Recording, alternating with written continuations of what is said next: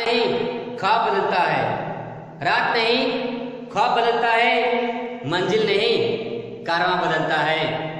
किस्मत बदले या ना बदले पर वक्त जरूर बदलता है। हेलो दोस्तों, स्वागत है आप सभी का आपके चैनल काबिल बना दो विश्वविकल एम learning and sharing online class Sanjay Pandey Smarak inter college श्रीचा मुजफ्फरपुर अम्बेडकर नगर में आप सभी का स्वागत है। दोस्तों, आज मैं लेकर आया हूँ कक्षा 10 सामाजिक विज्ञान जो कि अर्थशास्त्र है। अर्थशास्त्र का पहला चैप्टर आर्थिक विकास की समझ। बेसिक पॉइंट समझने की पहले कोशिश करेंगे, फिर इसके बाद हम लोग और डीप में उसको समझने की कोशिश करेंगे। तो आज पहले हम लोग बेसिक पॉइंट को समझने की कोशिश करते हैं। बात करें हम लोग तो आर्थिक विकास की समझ में अर्थशास्त्र पहला चैप्टर पहला अध्याय। उससे पहले हाई स्कूल में ये आपका नया बुक है, नया किताब है, क्योंकि आज 9th में पढ़े थे तो आपका 3 किताब था। 3 किताब में एक ही था भूगोल सामाजिक विज्ञान में, इसमें भूगोल इतिहास और नागरिक शास्त्र था। 10 में आपका एक बुक और बढ़ जाता है जो कि अर्थशास्त्र है। अर्थशास्त्र के बारे में थोड़ा सा बेसिक पॉइंट अगर बात करें तो अर्थशास्त्र किसे कहते हैं तो समझ लेते हैं थोड़ा सा। अर्थशास्त्र, अगर अर्थशास्त्र को 2 भागों में बांटते हैं तो अर्थ मतलब होता है धन, ठीक है, धन, और शास्त्र मतलब अध्ययन करना, अध्ययन करना, यानी कह सकते हैं धन संबंधी अध्ययन करना ये अर्थशास्त्र कहलाता है। और अर्थशास्त्र के जनक एडम स्मिथ हैं। एडम स्मिथ अर्थशास्त्र के जनक। अर्थशास्त्र के जनक एडम स्मिथ ने अपने बुक में लिखा है, वेल्थ ऑफ नेशन बुक में लिखा है कि अर्थशास्त्र धन का विज्ञान है। अर्थशास्त्र धन का विज्ञान है। अर्थशास्त्र की परिभाषा wealth of nation Adam Smith ने बुक में लिखा हुआ है। तो ये बेसिक पॉइंट हो गई अर्थशास्त्र के बारे में। अध्याय की बात करें हम लोग तो पहला अध्याय है हमारा अध्याय आर्थिक विकास की समझ। आर्थिक विकास की समझ को आर्थिक विकास पहले समझते हैं कि आर्थिक विकास किसे कहते हैं। पहले टॉपिक को समझ लेते हैं। तो आर्थिक विकास सिंपल में समझे तो बस इतना समझ लीजिए कि अधिक उत्पादन, तकनीकी प्लस आर्थिक समृद्धि आर्थिक विकास है। समझ में नहीं आया होगा, डाउट होगा थोड़ा सा, इसको क्लियर करते हैं। आर्थिक विकास मतलब अधिक उत्पादन, यानी किसी देश में जो उत्पादन होता है वो यानी अधिक उत्पादन होना चाहिए, पहला पॉइंट। दूसरा, तकनीकी स्तर जो है, जो तकनीकी स्तर है, टेक्नोलॉजी है, वो उच्च लेवल का होना चाहिए, उच्च लेवल का होना चाहिए। और आर्थिक समृद्धि, आर्थिक समृद्धि में ये कह सकते हैं कि पूरा का पूरा आर्थिक जो हमारा अर्थव्यवस्था है वो पूरा उच्च हो, हाई क्वालिटी के हो। यानी आर्थिक विकास कह सकते हैं कि अधिक उत्पादन, अधिक तकनीकी या उच्च तकनीकी आर्थिक समृद्धि को ही आर्थिक विकास कहा जाता है। अब बात करते हैं हम लोग विकास की। अगर केवल विकास की बात करें, डेवलपमेंट की बात करें तो विकास मतलब ये कि किसी देश में अर्थव्यवस्था उच्च जनसंख्या वृद्धि से, यानी अर्थव्यवस्था जो है उच्च होनी चाहिए जनसंख्या वृद्धि से। अर्थव्यवस्था कैसी होनी चाहिए? उच्च होनी चाहिए, किससे?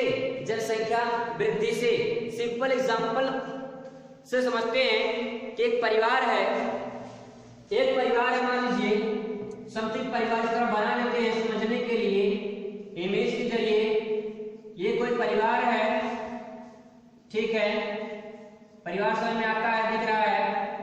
यहाँ पे परिवार है, इस परिवार को चलाने के लिए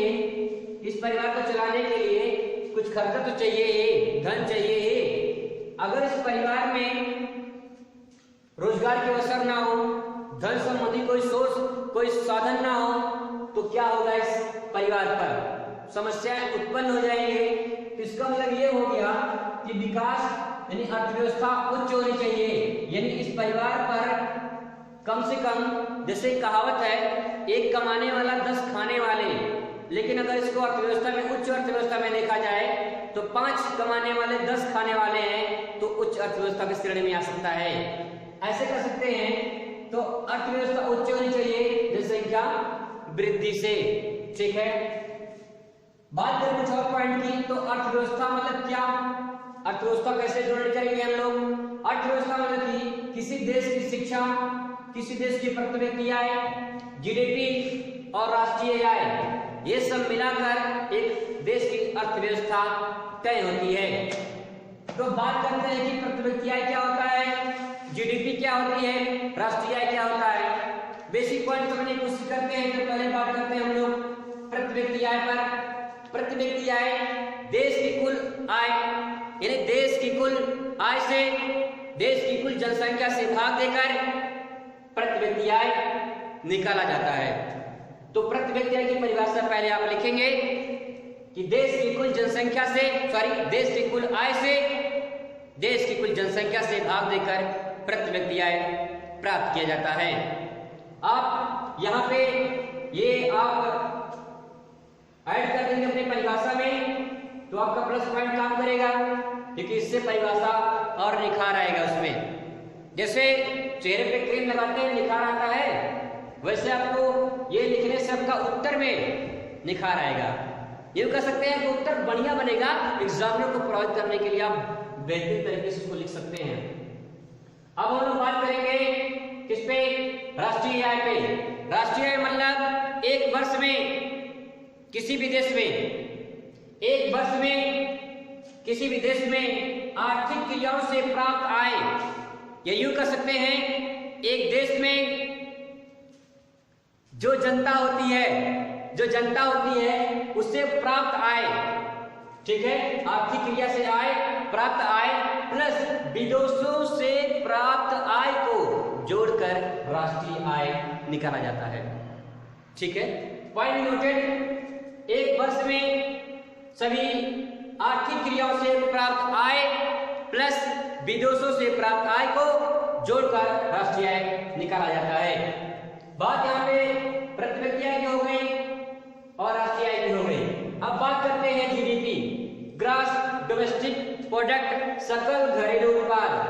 राष्ट्रीय आय से मिलता जुलता परिभाषा, एक वर्ष में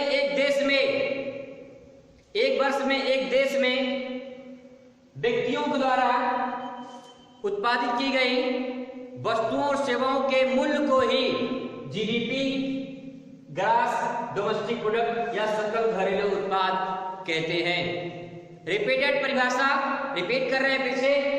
एक वर्ष में एक देश में व्यक्तियों द्वारा उत्पादित की गई वस्तुओं और सेवाओं के मूल्य के जोड़ को ही सकल घरेलू उत्पाद कहते हैं। पॉइंट नोटेड, ये पॉइंट नोट कर सकते हैं आप लोग। अब हम लोग बात करेंगे HDI यानी ह्यूमन डेवलपमेंट इंडेक्स, काफी इंपॉर्टेंट पॉइंट है। मानव विकास सूचकांक, मानव विकास